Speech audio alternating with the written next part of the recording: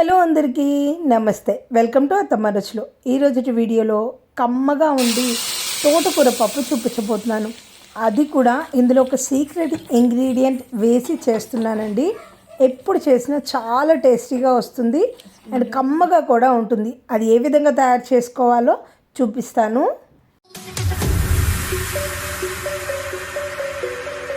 ముందుగా అయితే ఒక కుక్కర్లోకి 1 కప్పు కందిపప్పు తీసుకొని కడిగేసి ఇట్లా పక్కకు పెట్టుకున్నాను. ఇందులోకి నేను 1 ఉల్లిపాయని, 2 పచ్చిమిరపకాయలు, 2 టమాటాలని కట్ చేసుకొని ముక్కలుగా వేసుకుంటున్నాను.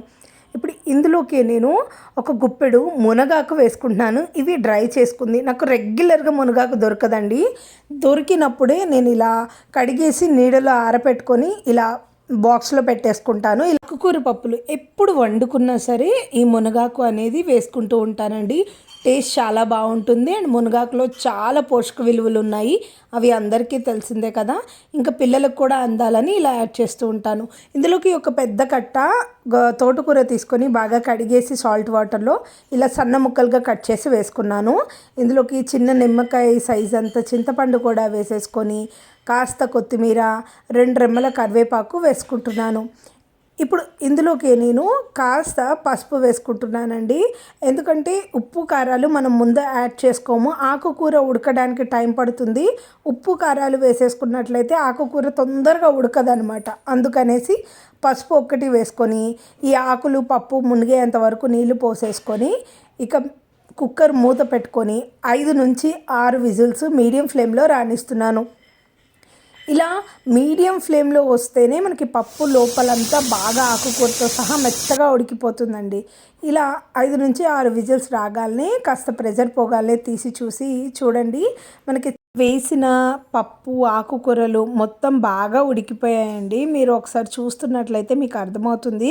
మీరు గరిటెతో కలుపుకుంటూ ఉంటేనే మనకి మెదిగిపోతూ ఉన్నాయన్నమాట. ఇప్పుడు మరలా ఒకసారి స్టవ్ ఆన్ చేసుకోవాలి. స్టవ్ ఆన్ చేసుకొని ఇప్పుడు మనం ఇందాక ఉప్పు కారాలు వేసుకోలేదు కాబట్టి రుచికి సరిపడా ఉప్పు, రుచికి సరిపడా కారం వేసుకోవాలి. ఆకుకూరలో ఎప్పుడైనా సరే సాల్ట్ మనం తగ్గించి వేసుకోవాలండి. కొంచెం సాల్టీగా ఉంటాయి ఆకుకూరలు, అదొకటి గుర్తుపెట్టుకోండి. సాల్ట్ చూసి వేసుకోవచ్చు. కారం కూడా మనం 2 పచ్చిమిరపకాయలు వేసుకున్నాం కాబట్టి చూసి వేసుకోవాలి.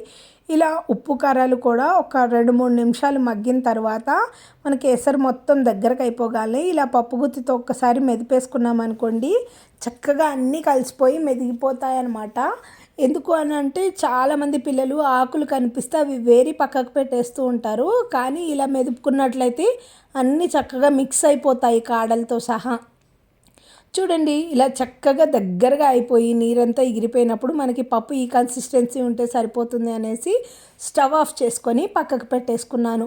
ఇప్పుడు తాలింపు కోసం ఒక ప్యాన్ పెట్టుకొని అందులోకి 1 టేబుల్ స్పూన్ ఆయిల్ వేసుకొని ఆయిల్ హీట్ అవ్వగానే 1 ఎండుమిరపకాయ, 1 స్పూను ఆవాలు, 1 స్పూను జీలకర్ర, 1 స్పూను శనగపప్పు, అలానే కాసిన మెంతులు వేసుకుంటున్నాను. అంటే ఒక 10-15 మెంతులు వేసుకుంటున్నాను. మెంతులు ఎర్రగా వేగితేనే టేస్ట్ బాగుంటుంది, లేదు అంటే చేదొచ్చేస్తుంది. 2 రెమ్మల కరివేపాకు, కాస్త ఇంగువ, అలానే ఒక దంచుకున్న 10 వెల్లుల్లి రెబ్బలు వేసుకుంటున్నాను. వెల్లుల్లి ఎక్కువ వేసుకుంటే పప్పులో ఫ్లేవర్ చాలా బాగుంటుంది.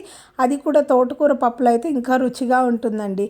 ఈ తాలింపు మొత్తాన్ని ఒకసారి ఇలా కలిపేసుకుంటే ఎర్రగా వేగిపోగానే స్టవ్ ఆఫ్ చేసుకొని ముందుగా మనం వండుకొని పక్కకు పెట్టుకున్న తోటకూర పప్పుని తాలింపులోకి వేసేసుకోవడమే. చాలా సింపుల్ కదా అండి. మీరు ట్రై చేసి టేస్ట్ ఎలా వచ్చిందో నాకు కామెంట్ చేయండి. అలానే నా ఈ వీడియోని లైక్ చేసి షేర్ చేయడం, నా ఛానల్ని సబ్స్క్రైబ్ చేసుకోవడం మర్చిపోకండి. Thank you for watching.